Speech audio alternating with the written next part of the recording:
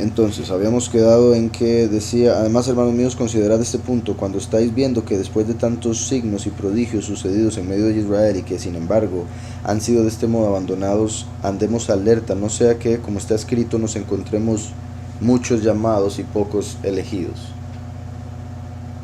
En verdad, de hecho, como oraba ahora con respecto a que ya voy a hacer que a mucha gente, a muchos, en sí, después también dije a sus escogidos, puesto que, como sabemos, muchos son llamados, pocos los elegidos. En sí también, como congregación, ¿verdad? Como empezamos como 10 personas la primera vez, quizá menos.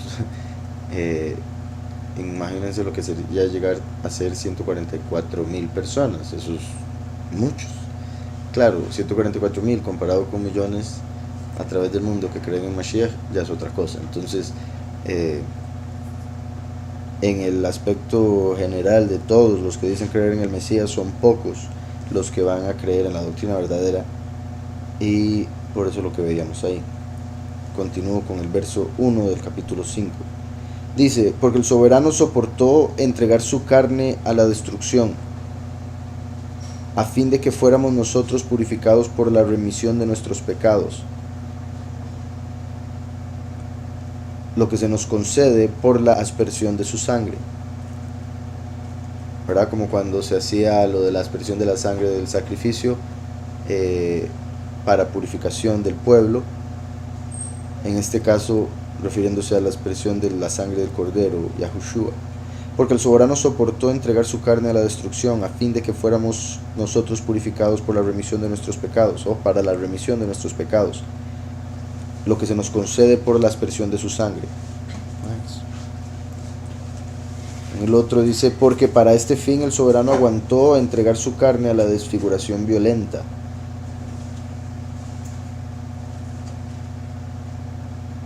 para que nosotros a través de la remisión de errores seamos purificados, cual se efectúa por el salpicar de su sangre.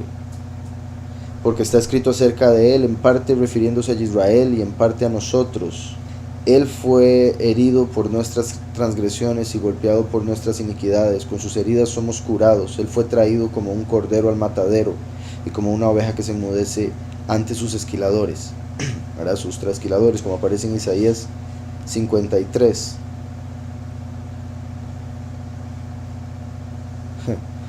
Y me parece muy interesante esta traducción. Voy a ir a la anterior nuevamente. Dice el verso 2: acerca de esto efectivamente está escrito, parte que se refiere a Israel, parte a nosotros. Y dice así: fue herido por nuestras iniquidades y debilitado por nuestros pecados. Al decir parte a Israel y parte a nosotros, ¿verdad?, se refiere nosotros los Yahudim, como las dos partes que había del pueblo de Israel, los Yahudim y los Israelim, los del sur y los del norte, que después esa separación espiritualmente llegó a ser la de los que son de Israel de la carne y los que son de Israel del espíritu, o sea, los que sí creyeron en Yahushua HaMashiach. Entonces,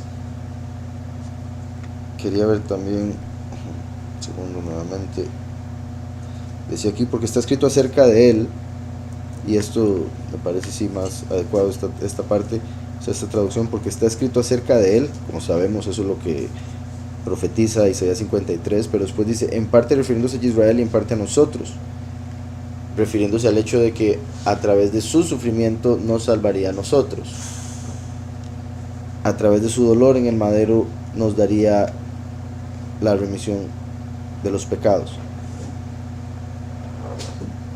Por otro lado, lo que veía interesante acá es que al decir parte refiriéndose a Israel, ¿verdad?, como sabemos, los judíos interpretan, y fue una interpretación tardía básicamente para rechazar la interpretación correcta de que Yahushua sería el que sufriría por nuestros pecados. Acerca de esto efectivamente está escrito, parte que se refiere a Israel, parte a nosotros. Como decía, los judíos inventaron la interpretación de que Isaías 53 se refiere a que Israel tendría que sufrir, pero no tiene sentido, porque está hablando de una persona que sufriría por un grupo, por el pueblo. No tiene sentido que el pueblo sufriese por el pueblo, porque eso es lógico. debería ser así. Por ende, la profecía de que Yahweh enviaría a alguien a sufrir por el pueblo, el punto es para salvar al pueblo del sufrimiento que se merece. Y es a eso a lo que está haciendo alusión acá. Entonces decía: fue herido por nuestras iniquidades y debilitado por nuestros pecados, con su llaga fuimos nosotros sanados. Fue conducido como oveja al matadero, y como cordero estuvo mudo delante del que le trasquila. Dice el verso 3: por tanto tenemos deber de dar sobremanera toda al soberano, porque nos dio a conocer lo pasado, nos instruyó acerca de lo presente, y no estamos sin inteligencia o entendimiento para lo porvenir. ¿Verdad? Curiosamente, los apóstoles, en lo que respecta a la historia humana, llegaron o estuvieron en el medio. Por eso lo dice así, igual que cuando dice en Apocalipsis el que era, el que es y el que ha de venir, y a Yahushua como el que es, y a Yahweh como el que era, y el último como el que ha de venir. Aquí estaban los apóstoles después de Mashiach diciendo: Yahweh nos reveló lo pasado, lo presente y lo que ha de venir. Y es interesante esto, repito, dice: por tanto tenemos deber de dar sobremanera toda al soberano, porque nos dio a conocer lo pasado. Y uno podría decir: pero ¿cómo les dio a conocer? Ya lo conocían, estaba escrito desde hace siglos. Pero una cosa, como ya he dicho, es tenerlo escrito, y otra cosa es entenderlo, ¿verdad? Que Yahweh revele lo que ahí verdaderamente está diciendo, que es como tener un libro y no saber leer. Uno puede ver las letras y puede hacer sonidos y demás, pero no va a verdaderamente saber lo que está ahí escrito. Dice: nos dio a conocer lo pasado, nos instruyó acerca de lo presente, y no estamos sin inteligencia para lo porvenir. Y así dice la escritura: no se tienden injustamente las redes a los volátiles, como dice Proverbios 1:17, lo cual quiere decir que con razón se perderá el hombre que, teniendo conocimiento del camino de la justicia, se precipita a sí mismo por el camino de las tinieblas. Repito este verso en la otra traducción. Dice: ahora dice la escritura, no injustamente están extendidas redes para los pájaros. Esto significa que el hombre perecerá correctamente,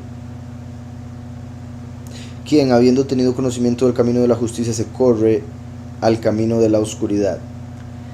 ¿Verdad? Y está hablando claramente que aquellos que han llegado al conocimiento de Yahushua HaMashiach como el Mesías, como la luz, y a pesar de eso después se separan de Mashiach, del camino, se alejan, básicamente merecen el castigo, como curiosamente los ángeles caídos que se rebelaron a Yahweh y van a pasar por castigo. Hay algo particular, y es que los hombres, ¿verdad?, los seres humanos, nacemos sin conocimiento, nacemos en blanco. Y el punto es, a través de la historia, a través de la experiencia de la vida, llegar a conocer, quién es uno, para qué está aquí, quién es el Padre, cómo alcanzarle. Pero los ángeles fueron creados con conocimiento de una vez. Entonces por eso ellos no tienen excusa, y cuando se rebelaron quedaron condenados, punto. Pero a nosotros Yahweh nos da la misericordia por la posibilidad de error que existe por el hecho de venir como venimos al mundo. Entonces, ahora aquí se está diciendo, una vez que ya Yahweh nos revela que Yahushua es el Mesías y nos da la luz, nos da el conocimiento, el entendimiento, ahora sí, si alguien se separa de eso, se revela a eso, está como el ángel caído, que cae en trampa, y ya no hay forma de salvarle. ¿Sí me explico? De hecho, recuerden lo que vamos a ver eventualmente en estos días, los libros gnósticos, que cuando Samael cayó y Yahweh le reveló al hombre, Yahushua, pero antes de encarnar como luz, a la creación de ese momento, los ángeles, Heilel adoró esa visión de luz en forma de ser humano, y por eso se le dio un poco de luz. Entonces eso quiere decir que en ese momento, a la creación de los ángeles, al segundo cielo, fue cuando se les dio el conocimiento de la luz. Ahí llegaron a saber que había uno antes que ellos y más elevado que ellos. A partir de ese momento, y ya obviamente, por si algo, ya para ese momento Samael se había revelado, y él era, por decirlo así, el único que tenía un conocimiento interno como de intuición, de que existía el Todopoderoso, pero aún así él se reveló a esa intuición y eso fue su caída. Pero después de eso se reveló la luz en todo su esplendor y ya toda la creación le conocía, y por ende aquel que se revelase de cualquiera de la creación que había salido de Samael caería en perdición, básicamente, como sucedió con los ángeles del tiempo de Enoc y de Noah. Entonces dice, y así dice la escritura: no se tienden injustamente las redes a los volátiles, lo cual quiere decir que con razón se perderá el hombre que, teniendo conocimiento del camino de la justicia, se precipita a sí mismo por el camino de las tinieblas. Como los ángeles que tienen conocimiento de la justicia, cuando se hizo justicia y se puso Samael a la izquierda y Heilel a la derecha, y ahí se convirtió la derecha en lo justo, el derecho. No se tienden injustamente las redes a los volátiles, lo cual quiere decir que con razón se perderá el hombre que, teniendo conocimiento del camino de la justicia, se precipita a sí mismo por el camino de las tinieblas. También en particular que, según algunos escritos, ¿verdad?, Salomón, que hablaba con los animales, dijo que los pájaros, las aves, eran los animales más inteligentes de todos los que él había tenido el placer de conversar. Es muy loco, ya, ¿verdad? Como conoció la locura también, fue en ese tiempo cuando habló con los animales. Verso 5: y más aún, mis hermanos, si Yahweh aguantó sufrir por nuestras vidas, él siendo el soberano de todo el mundo, a quien dijo el poder a la fundación del mundo, el poder se refiere al poderoso, a quien dijo el poder, o el poderoso, a la fundación del mundo: hagamos nosotros al hombre según nuestra imagen y según nuestra semejanza. Entiendan cómo fue que él aguantó sufrir a la mano de los hombres. Allá va a continuar con otra explicación, pero vamos a ver esto un momento. Y más aún, mis hermanos, si Yahweh aguantó sufrir por nuestras vidas. De hecho, la vez pasada hablaba en la congregación, bueno, en la de inglés, que el hecho de que Yahweh se tuvo que restringir a sí mismo para hacer la creación, recuerden, se contrajo a sí mismo, que es como cuando un hombre se casa y tiene que contraer sus posesiones, porque ahora vienen las posesiones de la mujer, ¿verdad?, y ocupan un poco más de espacio, y el hombre ya de repente solo tiene un cuarto ahí al fondo del garaje.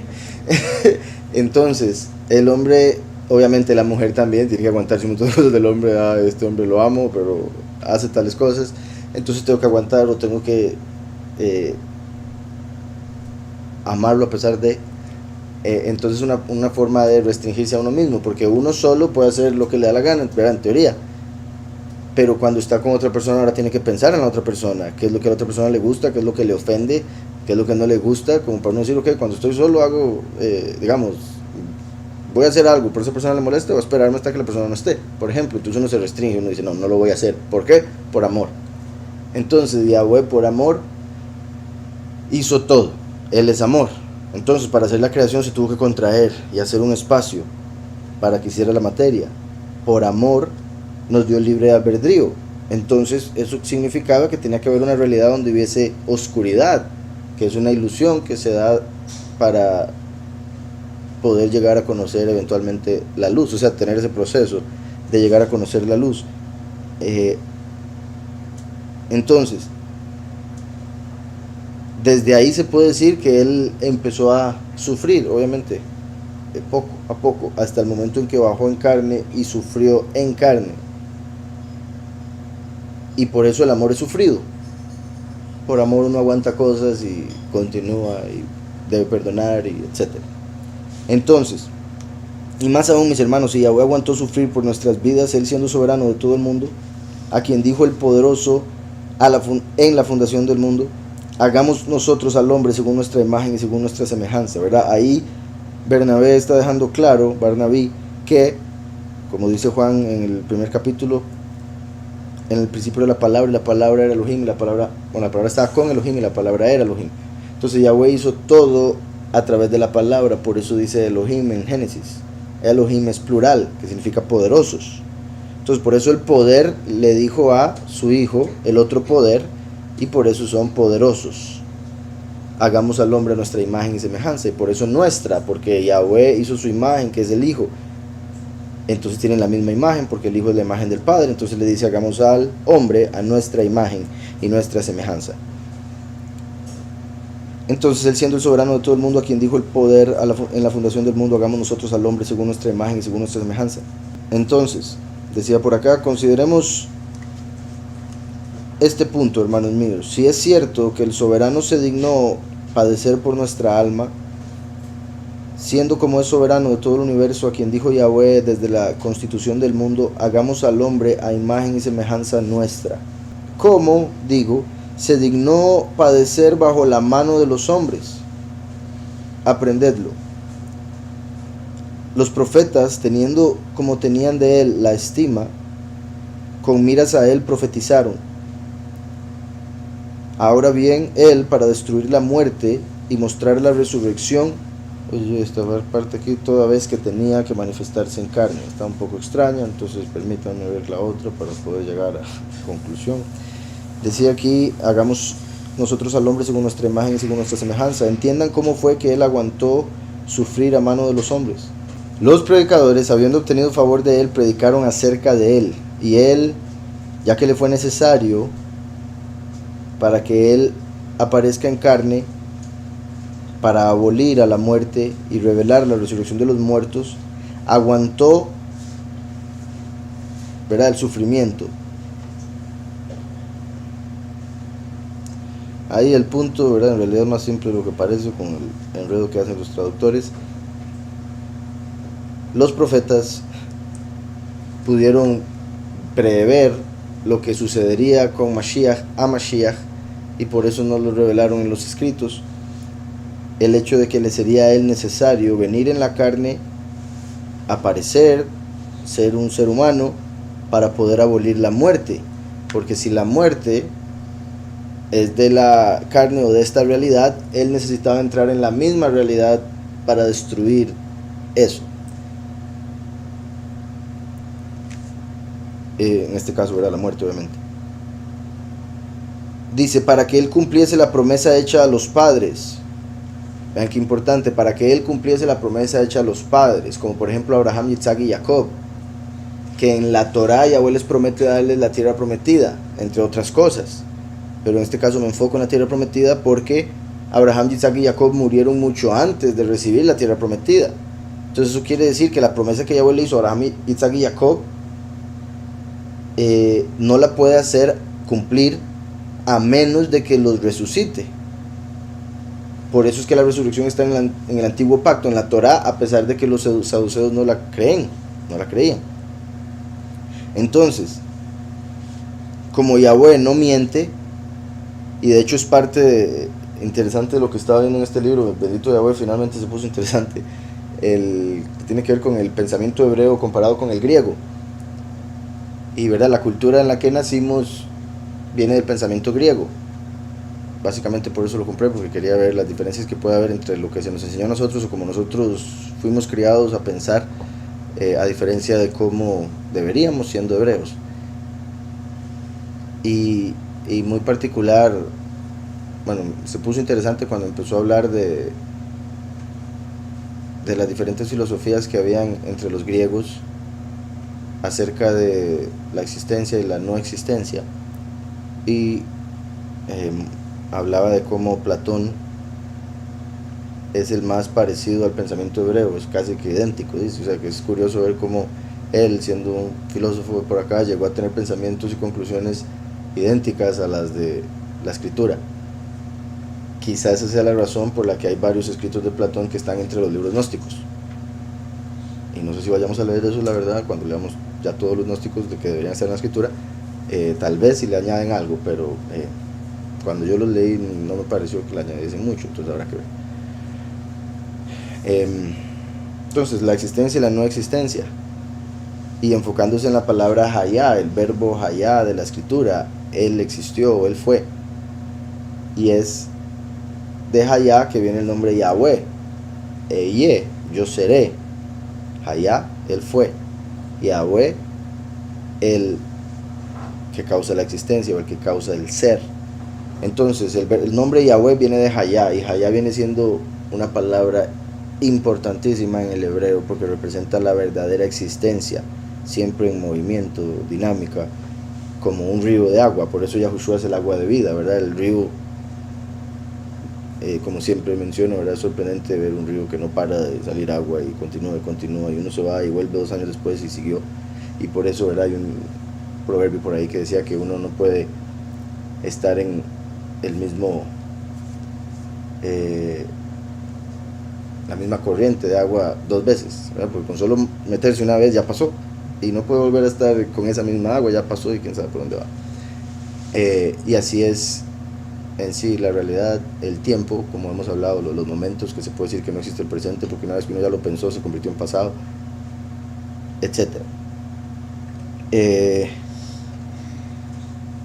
Entonces, para que Yahushua es el agua de vida, entonces es muy particular, el agua, es particular el poder que se muestra en la palabra Hayá, como la existencia misma, siendo Yahweh el que causa la existencia,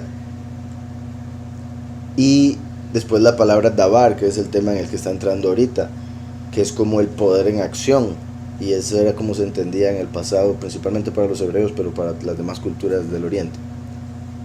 Entonces, qué particular Yahweh, que viene de Hayá, y que Yahushua, en quien está también el verbo Hayá, porque es Yahu, él es la salvación en acción, y curiosamente dice ser la palabra y el agua de vida, que repito, por eso lo que decía del río, que era como la diferencia entre el pozo de Betesda y el agua Yahushua, que es continuamente salvación, mientras que en ese pozo bajaba un ángel, lo movía y solo se salvaba una persona, o se sanaba una persona el que llegara y tocase esa agua. Entonces dice aquí, para que él cumpliese la promesa hecha a los padres. Abraham, Isaac y Jacob les prometió que les iba a dar la tierra, pero se murieron. Entonces, para poder cumplirle la promesa de sus padres, tuvo que descender a la tierra en carne, morir y así vencer al enemigo que tiene a los padres, lejos de la realidad de los vivos, ¿verdad? La muerte. Entonces, vencer a la muerte, tomar las llaves del Seol y de la muerte para poder sacar eventualmente a Abraham, Isaac y Jacob y llevarlos a la tierra prometida y darles todas las promesas. Entonces, la promesa principal viene siendo la vida eterna. Para que él cumpliese la promesa hecha a los padres y mediante preparar una nueva gente para sí mismo, ¿verdad? A través de los últimos 2000 años ha preparado un pueblo diferente, uno de espíritu en vez de uno de carne. Dice que mostrase, mientras él habita sobre la tierra, que él, cuando él haya resucitado al hombre, también les juzgará. Un momento, porque bueno, que al obtener esa autoridad, ¿verdad? El punto era no solo mostrarle a los que estaban en ese momento ahí, los apóstoles y a los demás que lo vieron resucitado, que le ganó a la muerte, que triunfó, que la promesa se va a cumplir, sino además de eso, también anunciar que va a juzgar al hombre en el juicio final y que tiene la autoridad, por supuesto, para hacerlo. Leo de la otra traducción: los profetas, teniendo como tenían de él la estima, refiriéndose a la Ruach para poder tener visiones y profecía, dice, con miras a él profetizaron. Todo lo que dijeron era en relación a él. Ahora bien, y me refiero a los 24 profetas principales que profetizaron de él, él, para destruir la muerte y mostrar la resurrección, tenía que manifestarse en carne. Sufrió primero para cumplir la promesa a los padres, y luego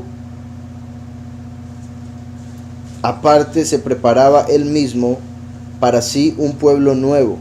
Entonces vean, cumplirle con la misma muerte, con ese mismo evento, vino a cumplirle la promesa a los padres, porque así iba a traer la resurrección de los muertos. Y como su muerte se iba a dar por el rechazo de los descendientes de esos padres, ahora iba a poder abrir la puerta para los gentiles también, que era parte de la promesa a los padres, porque le dijo, serás padre de naciones, y en ti serán benditas todas las naciones, no solo Israel, una nación, sino todas las naciones. O sea, en ti, padre Abraham, serán benditas todas las naciones, porque en el medio vendrá Mashiach, y al ser rechazado por tus descendientes, que en realidad eran descendientes del maligno, ¿verdad? Como Yahushua dijo, si ustedes fueran hijos de Abraham no me querrían matar, pero ahí es donde está la separación de los que son de la carne y los que son del espíritu, ¿verdad? Pero estoy tratando de enfocarme antes en carne y después en espíritu. Entonces, los que vinieron de Abraham le rechazaron, como fue profetizado, y lo mataron. Al matarlo, le quitó las llaves a la autoridad de este mundo, y era el acusador, las llaves de la muerte y del Seol, y resucitó de los muertos, y abuelo resucitó de los muertos. Ahora entonces cualquier nación podría llegar a ser parte, porque a través de la fe se vuelve Yahudí, porque es uno con él. Entonces a Abraham se le dijo: serás padre de multitudes, padre de naciones, en ti serán benditas todas las naciones. ¿Por qué? Porque cuando llegase Yahweh a cumplirle la promesa de darle la tierra y la resurrección de los muertos, también estaré abriendo la puerta para los gentiles, y por ende la bendición de los gentiles viene por Abraham, a quien se le dio la promesa. ¿Sí me explico? Entonces, sufrió primero para cumplir la promesa a los padres, y luego, aparte, se preparaba él mismo para sí un pueblo nuevo, para demostrar, estando sobre la tierra, que después de hacer él mismo la resurrección, lo juzgará. Después de resucitar al hombre, también lo juzgará, que también se conecta obviamente con primera y segunda manifestación. Por fin predicó, enseñando a Israel y haciendo tan grandes prodigios y señales, con lo que le mostró su excesivo amor. Y cuando se escogió a sus propios mensajeros, ¿verdad?, los discípulos, sus talmidim, y cuando se escogió a sus propios mensajeros, los que habían de predicar sus buenas nuevas, su evangelio, hombres ellos injustos respecto a la ley sobre todo pecado.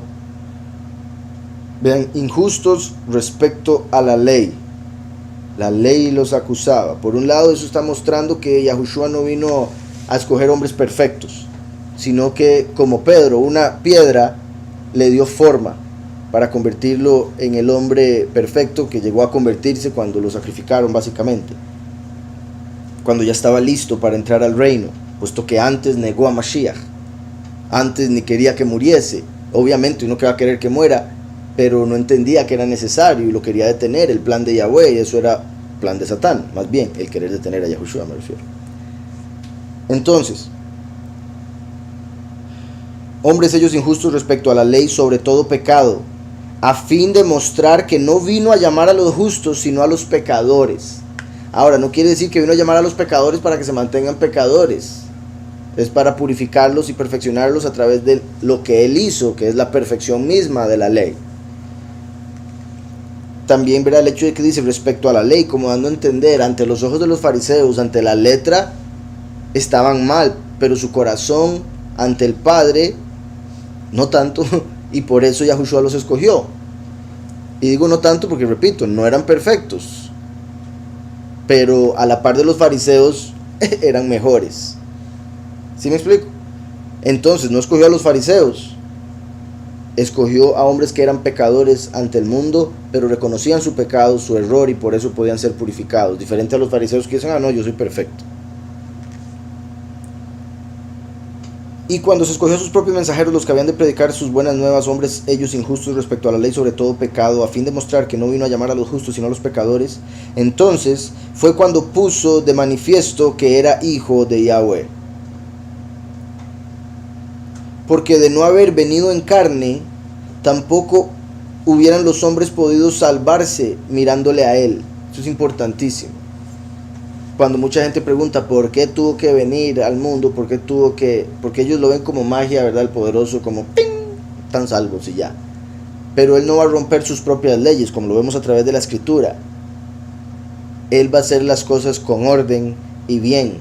Normalmente los que hacen magia, ¡ping!, es porque quieren evitarse el trabajo, quieren evitarse el estudio, el esfuerzo, otro montón de cosas, el tiempo, quieren todo ya, ¿verdad? Como el que roba, el que hace brujería le quiere robar al Padre, al Espíritu, porque no está de acuerdo con el tiempo del Padre, no está de acuerdo con el que el Padre mantenga el futuro oculto, etcétera, etcétera. Entonces anda buscando adivinos, anda buscando plata, etcétera.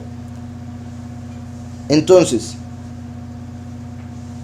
Yahweh, como cumple sus propias leyes y hace todo en orden, a su tiempo, sin importar el qué dirán, se esperó hasta venir como hombre después de que ya había dado la ley y todo el mundo estaba condenado por la ley y había un acusador en el cielo, para venir a la tierra como abogado y al ser rechazado cumplir su misión. Dice aquí, porque de no haber venido en carne, tampoco hubieran los hombres podido salvarse mirándole a él.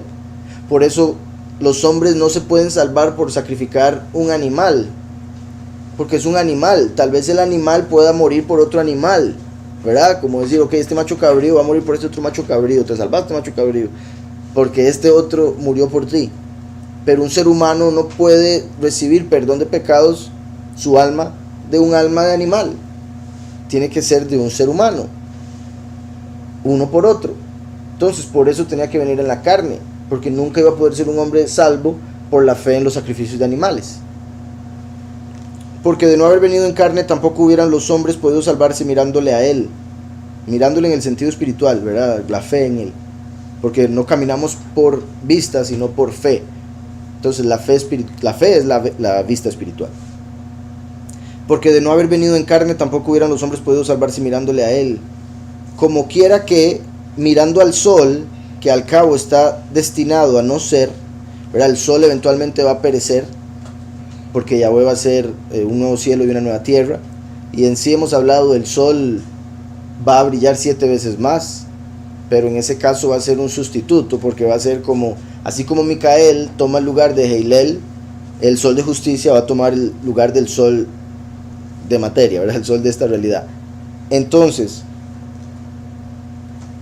dice, como quiera que, mirando al sol, que al cabo está destinado a no ser, como obra que es de sus manos, no son capaces de fijar los ojos en sus rayos, ¿verdad? La estima del Padre es tan grande que es incomprensible en realidad, pero uno puede tener una idea de lo elevado que es con solo ver el sol, que es simplemente una creación que va a dejar de ser un mensajero del Padre, y uno no lo puede ver en el mediodía de lo poderoso de sus rayos, le daña la vista. Entonces, ¿cómo puede pretender querer ver al Todopoderoso que creó el sol? Y el sol, repito, es un simple mensajero, es una lumbrera. Ahora, no voy a decir simple, ¿verdad? Pero me refiero, es una creación comparada con el ser humano, que a través de Yahushua es engendrado, y es imagen y semejanza del Padre, mientras que el sol, repito, es un instrumento como una lumbrera, una luz, más grande el que pone la luz. Entonces, para que él cumpliese la promesa hecha, esta es de la otra traducción, hecha a los padres y mediante preparar una nueva gente, eso ya lo había leído. O el 8 dice, más aún, él predicó, instruyendo a Israel y haciendo milagros y señales tan grandes, y grandemente le amó a él. Aquí en este caso se refieren a que la parte de Israel le amó a él. Pero cuando él escogió a sus propios delegados, quienes iban a predicar sus buenas nuevas, él escogió de entre esos quienes eran errantes a pesar de todos sus errores, para que él muestre que él vino, o para él mostrar que él vino, no para llamar a los justos, sino a los errantes, para arrepentirse, ¿verdad? Los pecadores. Y aquí ponen errantes, ¿verdad? Como dando a entender, por un lado que están errando, pero por otro lado que andan en otro lado que no es el camino correcto. Entonces el punto es que vuelvan al camino. Cuando se habla de pecadores se puede llegar a entender, algunos pueden llegar a entender, y tristemente yo creo que ese es el caso de muchos, que por eso Yahweh ama al pecador, ¿verdad? Como dicen ellos, y por eso siguen el pecado, porque si no, es que así me busca, porque él busca al pecador. Entonces si peco me busca, y si no peco entonces no me va a buscar, entonces mejor peco, ¿verdad? Es una lógica completamente errónea, pero es lo que hace la carne al interpretar las cosas a su manera para poder seguir en el error. Dice, no para llamar a los justos, sino a los errantes para arrepentirse. Entonces él se demostró a sí mismo ser el hijo del poder, el hijo de Yahweh, ¿verdad? Al escoger a los que estaban en pecado y no a los justos, a los que decían ser justos, que es diferente, porque eso sería el falso Lucifer, el que dice ser justo, ese va a escoger a los fariseos, por supuesto. Entonces cuando Yahushua escogió a los verdaderos hombres que merecían ser escogidos, mostró que es el hijo de Yahweh. No le importó el que eran pescadores, el que uno no sabían leer o escribir, no le importó eso. Estos son, porque vio el corazón. Y los fariseos, uy, vea que es los que escogió este otro, ¿está seguro que es inteligente ese pastor? no de la gente con la que anda, cómo se visten, los rostros, así. Entonces, dice, porque si Él no hubiese venido en la carne, ¿cómo podrían los hombres salvarse al mirarlo a Él? Ya que aun cuando miran el orbe luminario, que dejará de existir y es el trabajo de sus manos, sus ojos no son capaces de aguantar sus rayos. Entonces, ¿cómo podría el hombre? Ok, este es el punto. Y esto, de hecho, bendito Yahweh se conecta también con lo que habla Yahweh en Deuteronomio 18:15, cuando dice a Moshe que enviaré a un profeta como él. Cuando dice, ya no queremos oír la voz ni ver este gran fuego para no morir. Entonces Yahweh dijo, les enviaré un profeta como tú. Y esa es la voz y el fuego consumidor. Es como si Yahweh agarrara la voz que hacía que todo el mundo del susto se muriese y el fuego y lo encapsulara en un cuerpo de carne y hueso, que es lo que le prometió Yahweh al pueblo en ese momento, en referencia al último. Y Yahushua viene siendo el agua de vida, el camino, en un cuerpo. Pero mi punto es que recuerden, de hecho, vean qué perfecto, ahora sí, porque dos versos anteriores mencionó que cuando resucitó lo hizo para mostrar que dio la vida eterna y cumplimiento de las promesas de los padres, y también para mostrar que tiene autoridad para juzgar a los hombres en el juicio final. Entonces, como decir, así como vino, también confirmó que tenía que volver a venir para otra razón: justicia. Como cuando dice Malaquías 4:2 que para aquellos que honran su nombre se levantará el sol de justicia. Entonces, qué particular que después lo que dice aquí, porque si Él no hubiese venido en la carne, como el fuego en un recipiente, como la luz en el orbe, en el sol, si Él no hubiese venido en la carne, ¿cómo podrían los hombres salvarse por mirarlo a Él? Si Él no viene en la carne para poder ver a Mashiach y poder relacionarse con Él como un ser humano, ¿cómo la gente se iba a salvar si no puede ver ni siquiera el sol? Si viesen a Yahushua, a Mashiach, en su estado original, serían consumidos y no dejaría de ser el hombre. Entonces tuvo que venir como hombre para poder salvar en vez de consumir, en vez de destruir. Y repito, por la impureza del hombre, no porque él sea destructor, sino porque el hombre con su impureza sería consumido al acercarse a tanta pureza. Como los ojos viendo el sol y siente donde la retina empieza. Entonces, porque si él no hubiese venido en la carne, ¿cómo podrían hombres salvarse al mirarlo a él? Ya que aun cuando miran al orbe luminario, que dejará de existir y es el trabajo de sus manos, sus ojos no son capaces de aguantar sus rayos. El Hijo del Poder por eso vino en la carne con este propósito: traer al colmo la suma de los errores de esos quienes habían perseguido y asesinado a sus predicadores, a sus profetas.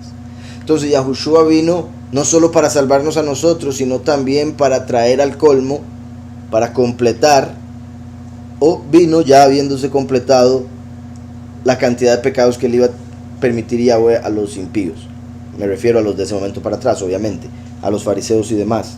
Entonces, para poder condenarlos tuvo que manifestarse y sufrir, o sea, tuvo que venir para que lo rechazaran en el aspecto más directo, más claro. Porque lo estaban rechazando estando él en los cielos, pero ahí tenían la excusa en el juicio final de decir, ah, sí, pero es que eras invisible, ah, sí, pero es que uno no sabe, en el medio hay ángeles. Pero Yahweh dijo, ok, voy a presentarme de frente, vamos a hablar, y aún lo matan. Ok, ahora sí les puede condenar. No hay quite. Exacto, es la misma cuestión. Había enviado a todos los profetas, predicadores, como los siervos, a la viña a ver cómo estaban los frutos, y los golpeaban, los apedreaban, algunos los mataron. Y después dijo, voy a enviar a mi hijo, a él le deberían tener respeto, es el heredero, y más bien lo mataron para mantener la heredad. Entonces, ¿qué dijo él? Tiene que venir ahora el Padre y matar a todos esos que mataron a su hijo. Y por eso primero vino el Hijo y después viene el Padre, primero y último. Entonces dice, el Hijo del Poder por eso vino en la carne con este propósito, para traer al colmo la suma de los errores de esos quienes habían perseguido y asesinado a sus profetas. Aquí en conclusión, el Hijo de Yahweh vino en carne a fin de que llegara a su colmo la consumación de los pecados de quienes persiguieron de muerte a sus profetas. Luego para este fin sufrió. Dice Yahweh en efecto que la llaga de su carne procede de ellos. Cuando hirieren a su propio pastor entonces perecerán las ovejas del rebaño. ¿Verdad? Esto es una traducción un poco diferente del verso de Zacarías, que golpearán al pastor en la mejilla y se dispersarán las ovejas. Aquí dice, con este propósito entonces él aguantó, porque dice Yahweh, las heridas de su carne vinieron de ellos. Ok, aquí en realidad lo que está haciendo, por eso suena tan diferente, porque está agarrando dos citas, dos partes de la escritura pequeñas y uniéndolas como una sola, o así parece. Las heridas de su carne vinieron de ellos, y cuando ellos pegaron al pastor, entonces las ovejas del rebaño serán esparcidas, que eso es de Zacarías. Dice después, él mismo quiso sufrir así. Pero obviamente no se refiere que tenía ganas de sufrir, el deseo de dolor, sino que él fue el que decidió que esa era la única forma. Él fue el que, según su voluntad perfecta, vio que la única forma de hacer todo perfecto, justo y misericordioso para los que se arrepienten era siendo él mismo el que sufría, el que moría, el que pagaba. Él mismo quiso sufrir así porque era necesario que él sufriese en el madero, porque dice él que predica acerca de él, dice el profeta acerca de él, libera mi alma de la espada, libera mi alma de la espada. Pero después también en Salmo 22:16 dice, sujeta mi carne con clavos, porque las asambleas de los malvados me han rodeado. Recuerdan, las traducciones son un poco diferentes porque los masoretas, de los escritos masoréticos, cambiaron ese salmo en particular 22, que es tan directo con respecto a la venida de Mashiach a morir por nuestros pecados de la manera que lo hizo. Entonces dice, ahora bien, él mismo fue quien quiso así padecer, pues era preciso que sufriera sobre el madero. Dice en efecto el que profetiza acerca de él, perdona mi alma de la espada y traspasa con un clavo mis carnes, porque las juntas de los malvados se levantaron contra mí. En este caso aparece la cita Salmo 27. Y otra vez dice, que es lo de Salmo 22, he aquí que puse mi espalda para los azotes y mis mejillas para las bofetadas, pero mi rostro lo puse como una dura roca. Qué interesante este verso. Recuerdan, por un lado, en el sentido de Mashiach, él no se defendió. No estaba, uy, por favor, no me mate. La cara estaba, yo sé lo que tiene que pasar. Ya había pasado por, ya le había pedido al padre que le evitara ese dolor. El padre le dijo que no era posible. Entonces ahí estaba obedeciendo al padre y se mantuvo quieto. No respondió, no se defendió y lo mataron. Pero también en la escritura vemos que está, bueno, en las profecías vemos que Yahweh revela que el último vendría con frente de Shamir. Recuerdan que algunos lo traducen como frente de diamante, pero el Shamir se dice era una piedra preciosa, más dura que el diamante, y se usaba para cortar cualquier superficie dura. Con ese Shamir se podía cortar. Entonces Yahweh dice al profeta que el pueblo es terco y tiene la frente demasiado dura, es de cabeza dura, entonces cuesta que cambien, cuesta que mejoren y no dejan la doctrina falsa en la que se encuentran. Entonces Yahweh le promete al último a través del profeta que le haría su cabeza, su frente tan dura como el Shamir. Por eso es que el último curiosamente viene de Yosef, y Yosef es representado por el becerro que ataca con los cuernos. Curiosamente a Moshe le salieron cuernos, al menos espirituales, en el sentido de rayos de luz, como dice la escritura, dice cuernos. Y también es comparado Yosef con el Rim, ¿verdad? Que era como, se cree como un dinosaurio con un cuerno, un unicornio, no como lo conoce la gente de las fábulas y así. Entonces es particular que dice que el último viene con frente como el Shamir. Es descendiente de Yosef, que es como el becerro. Es el testigo como Moshe, que también se habla de cuernos. Y es como un Rim. con un cuerno que ataca lo que sea y lo destruye. Por eso es llamado el cuerno de Jerusalén, el cuerno de hierro. Entonces, particular aquí que menciona, así como mencionó lo del sol, comparándolo con Mashiach, y repito, la manifestación en el fin con el sol de justicia, aquí dice, y otra vez dice, he aquí que puse mi espalda para los azotes, como literalmente Yahushua puso su espalda para los azotes.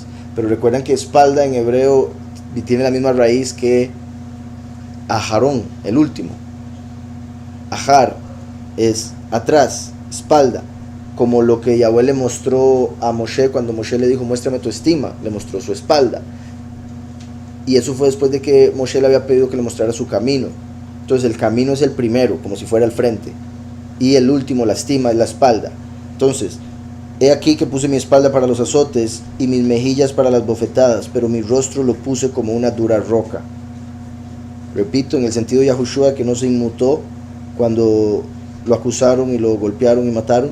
En el sentido del último, que viene como la espalda, lo van a rechazar y lo van a matar, pero él mismo tiene su rostro como el Shamir, y con su muerte va a terminar destruyendo a todos los que se hayan atrevido a matarlo y a ir en contra de la doctrina que Yahweh le dio. Como dice en Deuteronomio, que Yahweh les va a pedir cuentas de todo lo que no hayan hecho caso a su voz, a la voz de ese profeta que habla en nombre de Yahweh. Entonces dice, pero mi rostro lo puse como una dura roca. Y ahí termina ese capítulo.